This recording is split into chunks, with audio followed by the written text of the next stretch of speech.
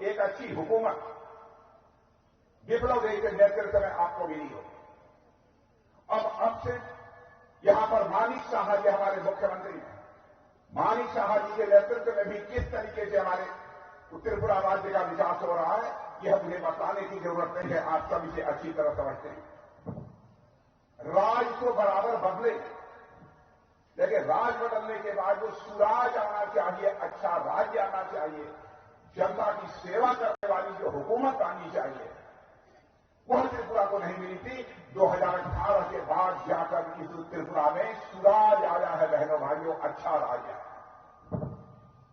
जनता की सेवा करने वाली यहां पर सरकार आई है। मकानों का जहां तक मैं त्रिपुरा राज्य में आता था, मैं देखता था कि बहुत सारे लोग झोपड़ी लगाकर अपनी वहां जिंदगी गुजार रहे हैं। बच्चों को मैंने देखा था कि बच्चे ढिबरी जलाकर, मिट्टी के तेल की ढिबरी जलाकर लालटेन के नीचे वो अपनी पढ़ाई कर रहे थे। हालात बदल गए। अब सभी जगह आपको बिजली भी देखने को मिलेगी। सीपीएम लंबे समय तक उसने त्रिपुरा में हुकूमत किया है। सीपीएम कहती थी हम गरीबों की सरकार है, हम मजदूरों की सरकार है, हम कामगारों की सरकार है। बहनों भाइयों, सीपीएम न गरीबों की सरकार थी, न कामगारों की सरकार थी, न मजदूरों की सरकार थी। इन लोगों ने त्रिपुरा की राज्य की जनता का शोषण किया है। त्रिपुरा राज्य का जैसा विकास करना चाहिए, त्रिपुरा का विकास इन्होंने नहीं किया। इसीलिए त्रिपुरा की जनता ने उन्हें पलट दिया। और मैं आपको विश्वास दिलाना चाहता हूं, इस बार भी भारतीय जनता पार्टी की सरकार बनाई है। मेरे बहनों भाई, त्रिपुरा राज्य नॉर्थ ईस्ट का नंबर 1 का राज्य बनकर रहेगा, यह मैं दावे के साथ कहता हूं। आपको मैं विश्वास दिलाना चाहता हूं। और आज पहले त्रिपुरा राज्य में बिजली पैदा नहीं होती, अब त्रिपुरा राज्य में बिजली भी पैदा हो रही है। और केवल त्रिपुरा राज्य के लोगों को ही बिजली नहीं मिल रही है, बल्कि हम बांग्लादेश को भी बिजली देने का काम ये त्रिपुरा राज्य कर रहा है। इसका श्रेय यदि किसी को जाता है तो त्रिपुरा राज्य को जाता है। मैंने यहां की माताओं बहनों को देखा, दूर दराज से जाकर घड़ा भरकर सिर पर रखकर वह पानी अपने घरों में लाती है। पाइप के द्वारा उनके घर में पानी नहीं पहुंचता, लेकिन 5 वर्षों के अंदर यह परिवर्तन आपको देखने को मिला होगा। अब लोगों के घरों में पाइप के द्वारा पानी पहुंच रहा है, या पाइप के वाटर लोगों के घरों में पहुंच रहा है। मैं आपसे पूछना चाहता हूं, अधिकांश घरों में पाइप के द्वारा अब लोगों के घरों में पानी पहुंचना शुरू हुआ है कि नहीं हुआ है? मैं आपसे पूछना चाहता हूं। यदि हुआ है तो आवाज कीजिए, तोड़ और हाथ उठाइए। पहुंचा है लोगों के घरों में पाइप का। और मैं यह भी विश्वास दिलाकर लाना चाहता हूं, चुनाव बार बार होंगे, जो मैं कहूंगा बहनों भाइयों, भारतीय जनता पार्टी जो कहती है, चाहे उसके लिए कितनी ही बड़ी कीमत क्यों न चुकानी पड़े, अपने वह वचन को पूरा करती है। जिन घरों में आज तक पानी नहीं पहुंचा, उन घरों में पानी पहुंच कर रहेगा बहनों भाइयों। और 2024 तक जो घर बचे होंगे, उन घरों में भी पाइप के वाटर, यानी पाइप के द्वारा पानी पहुंच कर रहेगा। मैं आपको विश्वास दिलाता हूं। और यहां कनेक्टिविटी का जो अभाव था, संपर्क मार्गों का जो अभाव था, आज उसमें बहुत बड़ा परिवर्तन आया है। मैं तो कहता हूं त्रिपुरा को हीरा मिल गया, त्रिपुरा को हीरा मिल गया। हीरा HIRA, हीरा का मतलब यच से हाईवे मिला है, आई से इंटरनेट वेज मिला है, आर से रोड्स और रेलवे मिला है, और ए से हीरा में अंत में ए आता है, ए से एयरवेज मिला है। यह सारी सुविधाएं त्रिपुरा राज्य को देने का काम यदि किसी सरकार ने किया है तो हमारी भारतीय जनता पार्टी की सरकार ने किया है। इसीलिए मैंने कहा कि त्रिपुरा राज्य को हीरा मिला है। त्रिपुरा की जो कुछ भी जनता यहां पैदा करती है, उसको त्रिपुरा से बाहर ले जाकर यदि आप बेचना चाहते हैं तो वस्तु सारी सुविधाएं भी हमारी सरकार अब मुहैया करा रही है।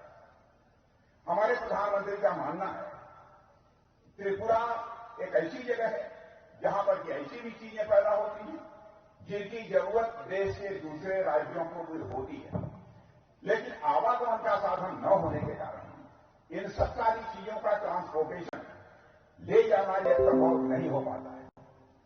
अब सारी यह सुविधा हो जाने के कारण रेल की भी सुविधा हो गई, हवाई जहाज की भी सुविधा हो गई। अब यहां का माल यदि हम बाहर भी ले जाना चाहते हैं तो हम ले जा सकते हैं। इतना ही नहीं, अब तो इंटरनेशनल हाईवे भी बन रहे हैं। रंगून और बैंकॉक से पूरे नॉर्थ ईस्ट को जोड़ा जा रहा है।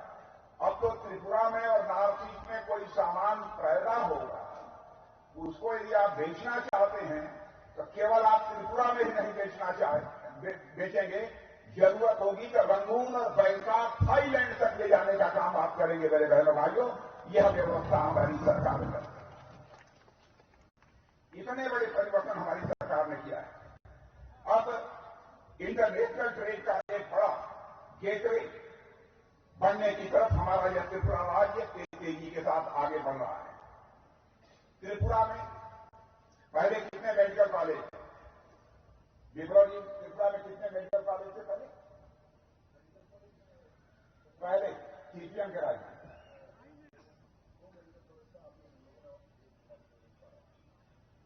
पहले तो 2 मेडिकल कॉलेज पहले, अब 3 हो गए। और हमारी सरकार का फैसला है, मोदी जी ने कहा है हमारे हिंदुस्तान का एक भी जिला नहीं बचना चाहिए जहां पर भी मेडिकल कॉलेज न खुल जाए।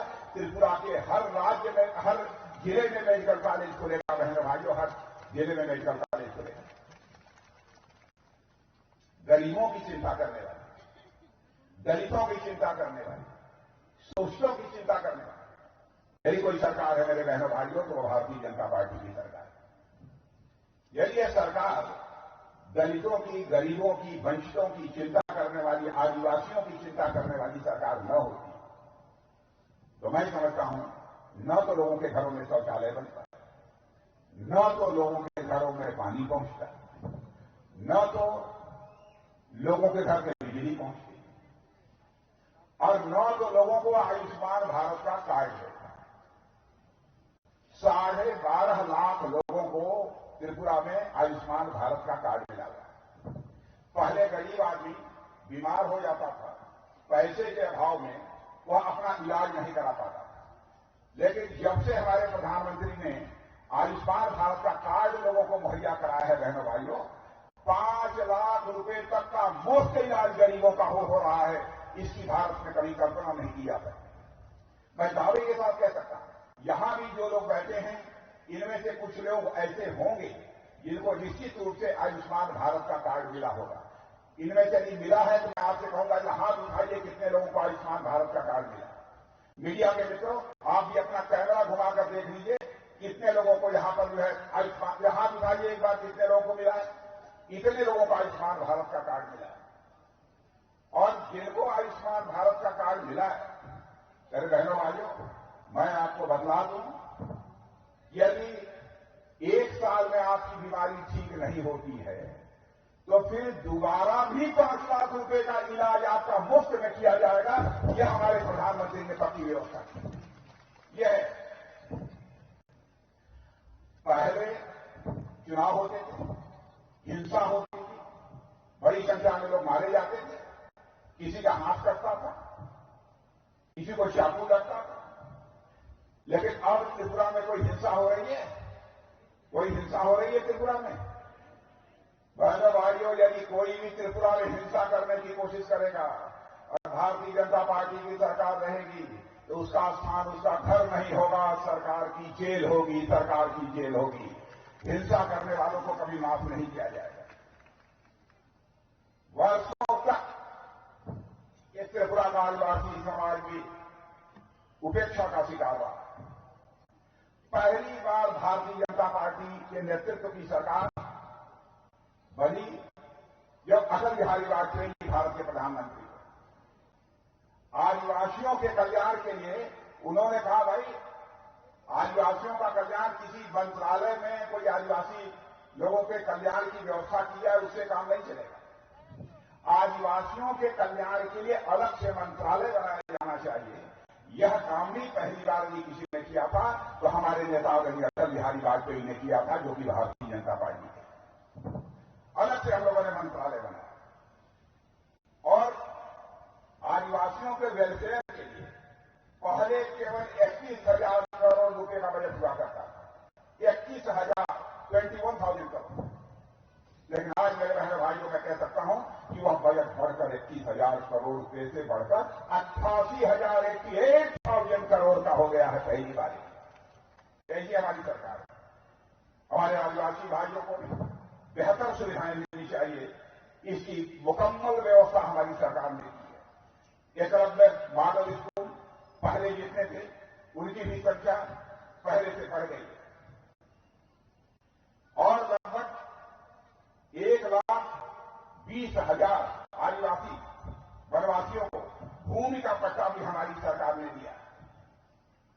और पहले जंगलों में जो चीज पैदा होती थी उसमें केवल ऐसे 8-10 चीजें थी जिनकी की मिनिमम सपोर्ट प्राइस सरकार तय करती थी, न्यूनतम समर्थन मूल्य। लेकिन हमारी सरकार में आने के बाद 90 ऐसे वनोपज हैं जिनकी की मिनिमम सपोर्ट प्राइस हमारी सरकार ने तय की है। और मेरे रहने वालों जनजातीय इलाकों में বিশ্বাস